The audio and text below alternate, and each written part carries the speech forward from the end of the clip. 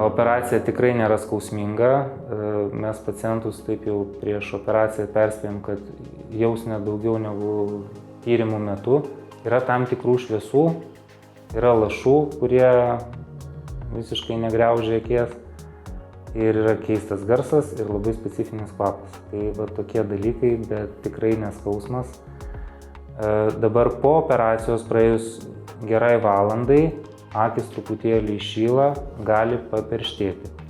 Dabar tas paperštėjimas nėra skausmas, jisai daugiau toksai kaip svogūno papjaušus, toks griaužimas šiek tiek.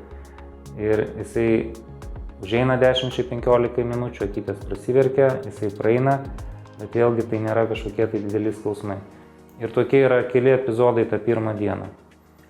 Antrą, trečią dieną pacientai kažkokio didelio diskomforto tikrai nejaučia. Gal šiek tiek sausumo, gal šiek tiek šviesos baimė, bet vėlgi tai nėra skausmas. Tai tikrai procedūra pati ir tas operacinis laikotarpis jisai yra pakankamai ramus ir švelnus.